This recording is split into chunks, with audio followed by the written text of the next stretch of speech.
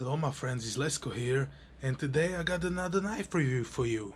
Today we will be reviewing the beautiful Spyderco Manix 2, but with blurple handle scales and CPM s110v blade steel.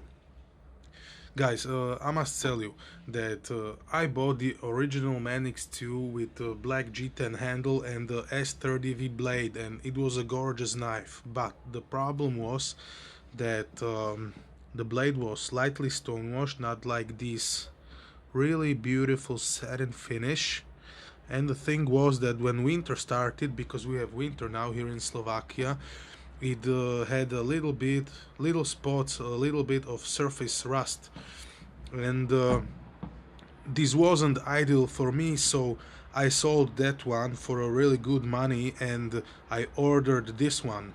And I must say that after it's like maybe month and a half, I think it is a month and a half of use, I'm really impressed by this little fella. Not so little, but still real compact. So, little bit of specs for this knife.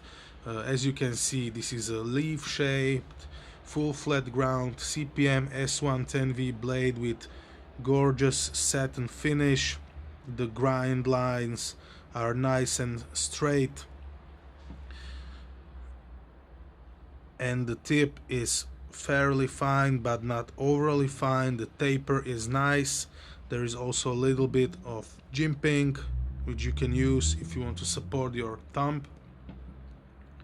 and the blade length is the actual cutting edge on mine is around 76 millimeters. It's like 75 and a little, due to this just a little unsharpened portion that you can see right here. The handle is made of dark blue G10, someone call it blurple, blurple,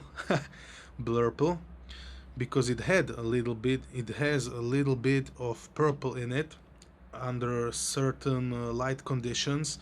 And very nice thing about this is that it is like semi-translucent. If you are on a very bright daylight, or if you put some light behind this handle, you can definitely see the steel liners that are heavily skeletonized.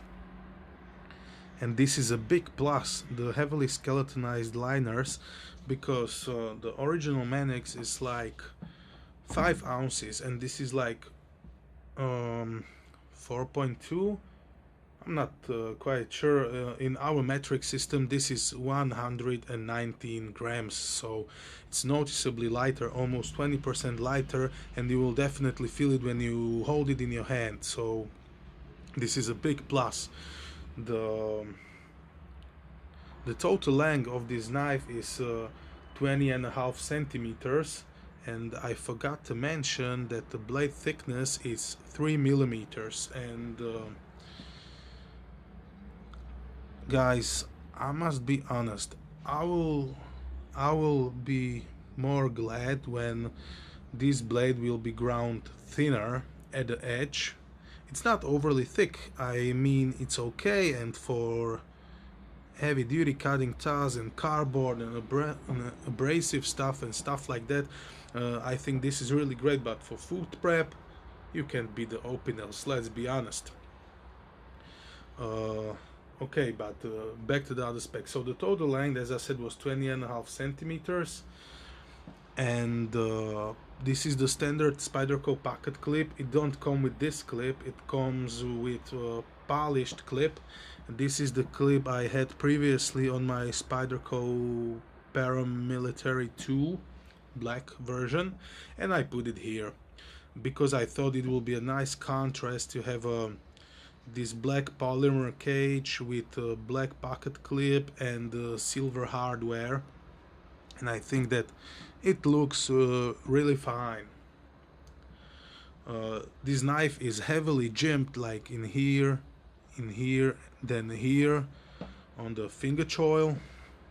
Then we have some kind of, I don't know if to call it jimping, but I will call it this way, jimping here and jimping here. And guys, let me tell you, I bought this as my winter EDC, and when using this with gloves it works just plain great. The ergos are really great, either if you are in this grip or if you want to choke up on the blade for detailing work, or let me be honest, I mostly use this forward grip not for detail work, but if I want to do some power cuts. Because normally if you hold knife like this, you can do such a power cut when using this portion, because you have really big torque due to this space, and it will pull your wrist backwards. But if you hold it this way, I'm mostly focused to putting my finger in this area because you have much more meat yeah, let's call it meat in this section, so you can rest your finger here, and then no problem to use power cuts. Let's say in wood cutting, mostly I use power cuts in wood cutting. If I need to get some branch, I will twist the branch and then use the right spot for power cut, and I will go straight there, so, and then no problem. You got also oversized lanyard holes, so if you want to be more safe when using power cuts, you can use the lanyard. The locking mechanism is caged ball bearing lock, like in every new Manix series, except the newest one. I think that one got back lock. Yeah, that got back lock, but the caged ball bearing lock, let me talk about this for a second. I think that this is a really truly ambidextrous locking mechanism. You can see a little ball bearing in there. When I press the cage and the spring, you can see the ball bearing, and it's really a breeze to use. When the knife arrived, it wasn't falling freely, but let's say about 15 to 20 minutes and a drop of oil, everything works super smooth. It's a free fall. I don't even have to do like this back swing because it will swing back. I will just let it fall, and that's all. Super easy to use, really strong, no side to side, absolutely no up and down blade play. I think that this lock is a beast, and like I said, I use this as my winter EDC, so let's show how I'm in it. If you got the thick gloves like this, a really fat thumb, okay, and you got this knife, try this with thumb studs. I think that there will be a big problem, because let's see how big is this comparing to the spider hole, but got no problem to open and close the knife and to manipulate this with really thick gloves. So this is why I bought this as my winter EDC. To be honest, with s110v, crucible particle metallurgy stainless steel, it's really stain resistant. It's also really wear resistant. It's also a little bit hard to sharpen. I needed to buy diamond stones to be really effective with this one, but after buying these stones, no problem sharpening, no problem maintaining this edge. When I got these stones new, I forgot that they need some break-in period, and I made a chip in this, and I was like, oh shit, what would I do? So what I do, I took my time and sharpened the chip out, no problem. It took me like, let's say, hour and a half, because I was really careful. I didn't want it to change the angle that the blade is sharpened, and the chip was fairly deep. It was like, let's say, half a millimeter to 0.75 millimeter, almost a millimeter, but it wasn't a millimeter. So, and like I said, this steel is very resistant, but the first few sharpening sessions it was a little bit brittle, a little bit chippy. Also when cutting material, it wasn't performing as expected, but after a few sharpenings now it's holding. It didn't need to sharpen,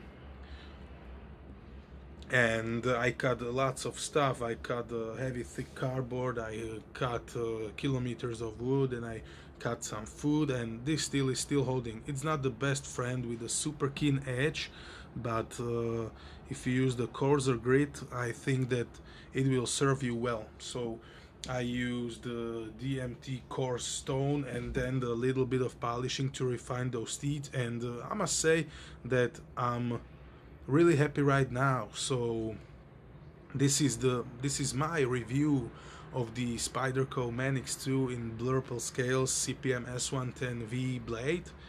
And guys, let me know what you think about this review. Hit the like button if you like the review, and as usual, see you soon with my next review.